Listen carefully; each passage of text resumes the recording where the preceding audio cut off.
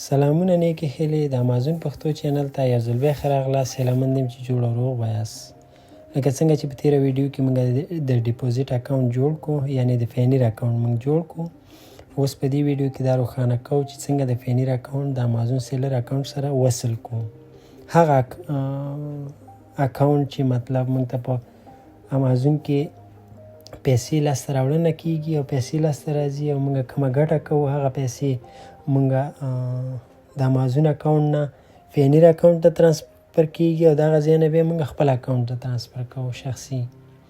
انشاءالله چې سر به خلاص شوی نو هغه ملګري چې نوي راغلي دي هغه دې دا ویډیوګانې هم تعقیب کړي ترڅو په دې ویډیو روانه ریکارډ ویډیو باندې سر هم زر خلاص شي. نو زه سیسټم ته او فینیر اکاونټ ته ننوځو. ښه، دلته متوجه اوسئ، دلته موږ ته درې یعنې هغه اکاونټونه راکړي دي مختلفو چې موږ کولی شو د نړۍ په سطحه باندې په دې دریو اکاونټونو کې موږ لاسته راوړنه وکړو، پیسې ترې وباسو. که چېرته زه په امریکا کې امازون کې کار کوم خو دغه امریکا به انتخابوم، د امریکې اکاونټ. که چیرې زه په اروپا کې کوم هیواد کې امازون کې کار کوم نو دغه ایروپین اکاونټ به استفاده کوم. که چیرته په انګلستان کې انګلند کې زه امازون کې خرڅلاو لرم نو زه به دا اکاونټ استفاده کوم. خو اوس چې فعلا زه په امریکا کې موږ هر څه پروسه خلاصه کړې ده نو موږ به د امریکې اکاونټ څنګه کوو، اوپن به یې کوو او دا د امریکې اکاونټ چې کوم دی دا به موږ د امازون سیلر سنټر اکاونټ سره څنګه کوو، وصل کوو ترڅو د امازون اکاونټ نه موږ ته دې ته پیسې راځي دې اکاونټ ته، او بیا د دې نه چې دی نو بیا موږ خپل بینک اکاونټ ته ترانسفر کوو. دلته ګوره ویډرا دی نه د چپ سیټ ته د لاندې وګوره ویډرا، دا چې کله کلیک کړو نو دې باندې بیا موږ خپل شخصي بینک اکاونټ معلومات موږ نه غواړي، بیا د دې اکاونټ نه د فینیر اکاونټ نه بیا موږ خپل شخصي بینک اکاونټ ته څنګه کوو، پیسې دغه کوو، ترانسفر کوو. ښه، اوس راځو دلته به تاسو ته روښانه شي. لاندې دلته ګورئ کاپی ډیټیلز، صحیح ده. دلته به موږ دا ریویو باندې کلیک وکړو، ویو انفو باندې به کلیک وکړو. دا زموږ د امریکې بینک اکاونټ دی. دا ګورئ هر څه پکې روښانه دي، کوڅه، د بینک نوم، د بینک نمبر، روټینګ نمبر یعنی بی آی سی نمبر، دا هر څه پکې روښانه دي. زموږ نوم هم روښانه کړی دی پکې.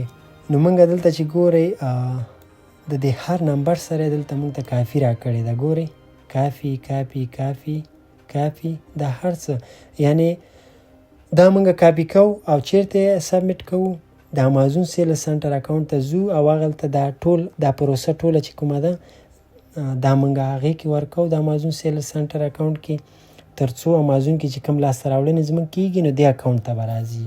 اوس مو سر خلاص انشاءالله. ښه، راځو د امازون سیلر اکاونټ ته. زموږ اکاونټ خلاص شو. اوس به د سیټینګ ته راشئ. سیټینګ ته چې کله راغلی لاندې په دې اکاونټ انفو باندې به کلیک وکړئ. په دې چې کله کلیک وکړو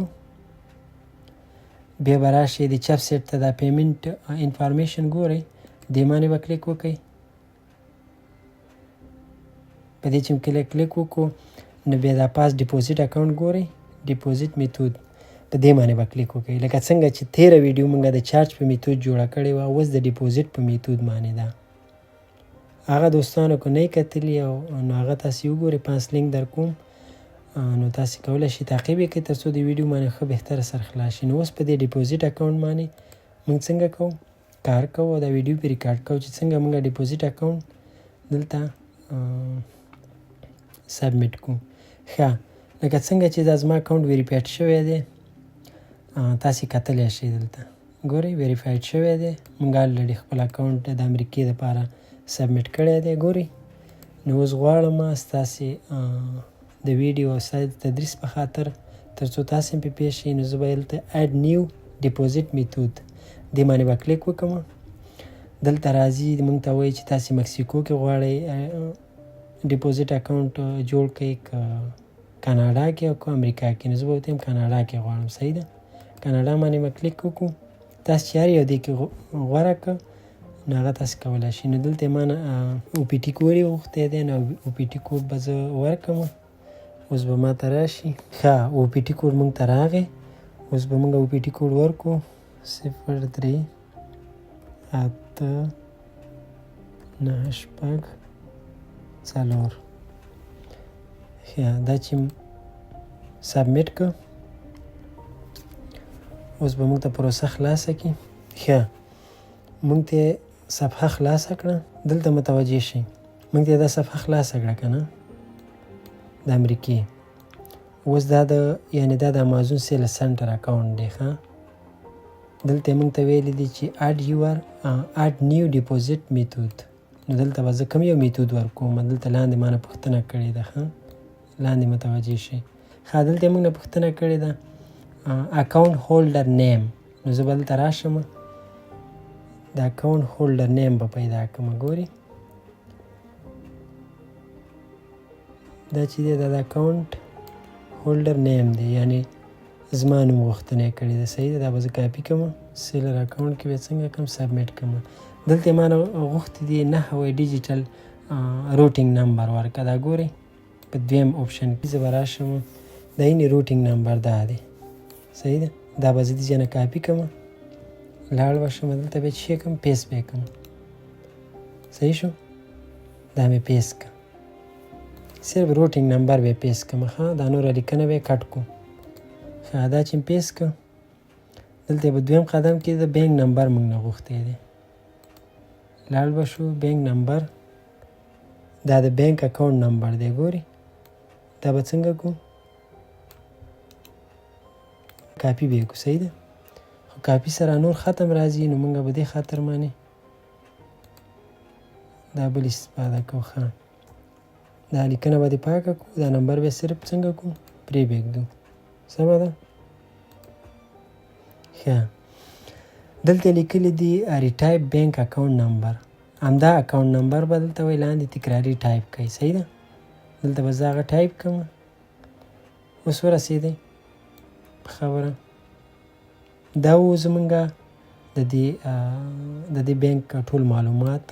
دا ټول معلومات موږ پینیر نه راواخیسته د دې اکاونټ نه. دا ګوري دا چېرته هم سبمیټ کړه، د امازون سیلر سنټر اکاونټ کې.